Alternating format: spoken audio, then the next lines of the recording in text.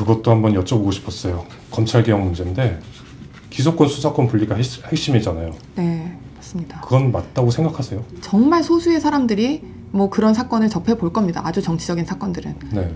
나머지는 정말 국민의 치안, 국민의 안전, 그리고 국민의 삶에 가장 필요한 그걸 안전하게 우리가 보호받기 위해서 필요한 모든 범죄의 수사를 맡고 있습니다.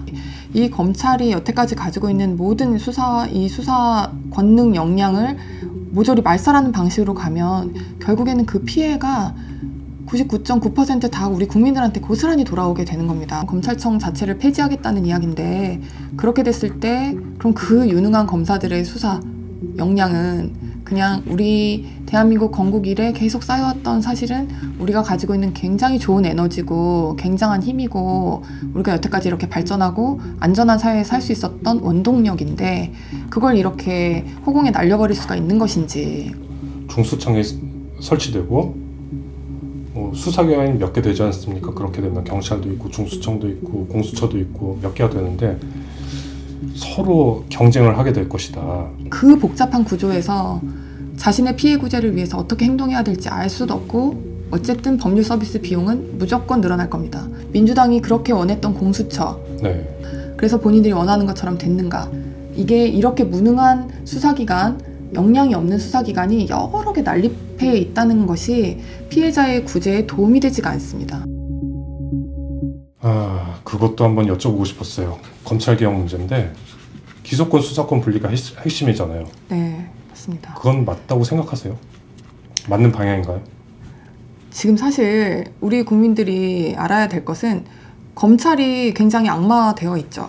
네. 어떤 정치적인 사건에 있어서 어떻게 그 공정성을 의심받을 만한 많은 그런 사건들이 있었던 것에 대해서는 뭐 당연히 인정할 수밖에 없습니다. 근데 그것은 검찰이 담당하고 있는 전체 사건 중에 정말 극히 일부예요. 그 영화 더킹 혹시 보셨나요? 네. 거기 보면 막 시골에서 범죄자들 막 열심히 하던 그런 일선 검사였던 사람이 어떻게 해서 이제 뭐 검찰총장 눈에 들어서 네. 이렇게 출세 가도를 달려보려다가 이제 좌절하는 이야기잖아요. 네. 그럴 때 그렇게 말하잖아요. 내가 그 다른 보통의 검사들과 같은 삶을 살았더라면 뭐 이런 얘기 하는데 정말 소수의 사람들이 뭐 그런 사건을 접해 볼 겁니다. 아주 정치적인 사건들은. 네.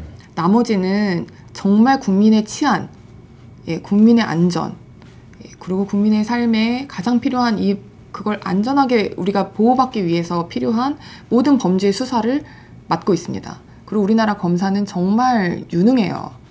그 수사 역량이 굉장히 뛰어나고 효율적입니다.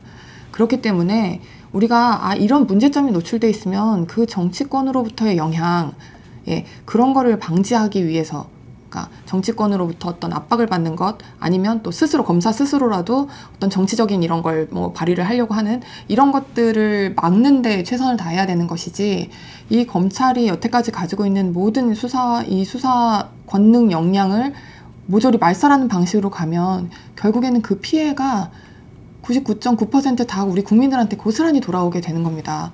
지금 뭔가 어떤 범죄의 피해가 되어서 그 수사기관에 고소고발 해보신 분들 다 입을 모아 얘기를 합니다.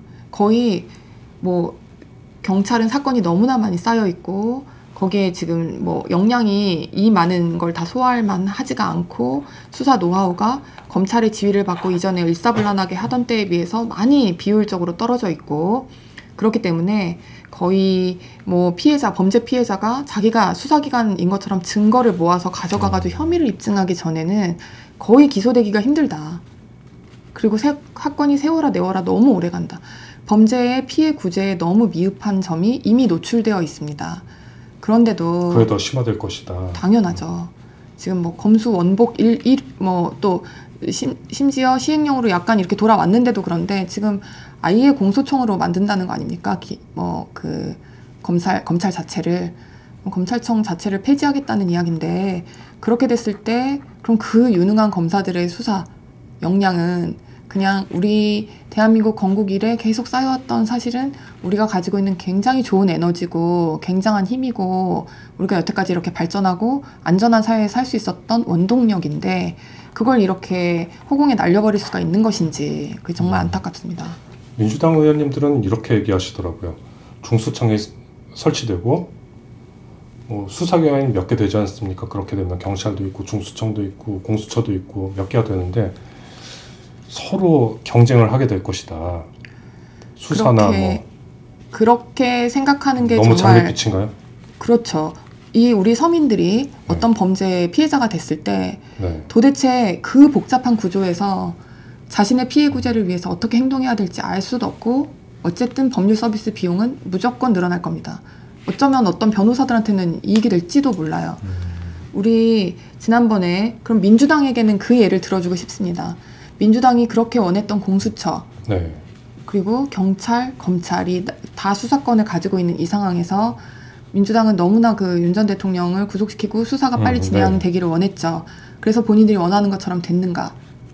오히려 그 서울 고등법원에서 했던 그 초기 수사가 가장 효율적이었고 그때 쌓인 증거를 계속 그걸로 패대기를 치다가 공수처는 뭐 결국엔 나중에 그냥 손 놨고 심지어 그 구속기간 논란마저도 거기서 초래한 겁니다. 이게 이렇게 무능한 수사기관, 역량이 없는 수사기관이 여러 개 난립해 있다는 것이 피해자의 구제에 도움이 되지가 않습니다. 더 복잡하게 만들고 도대체 누가 책임지지도 못하는 상황이 될 뿐이에요. 결국에 누구한테 책임을 물어야 되는지도 모르게 나중에 돼버렸잖아요. 네. 공수처장 굳이 자기가 남들 다 하고 있는데 사건 다 가지고 와서 뺏어와서 해놓고 아무것도 증거를 새로 만든 것도 없이 구속기간만 넘긴 거잖아요. 네, 그렇게 되는 겁니다. 이런 것들을 다 서민들이 이제 앞으로 감당해야 되는 시대가 올 것이기 때문에 굉장히 우려스럽다고 보입니다. 위원장님.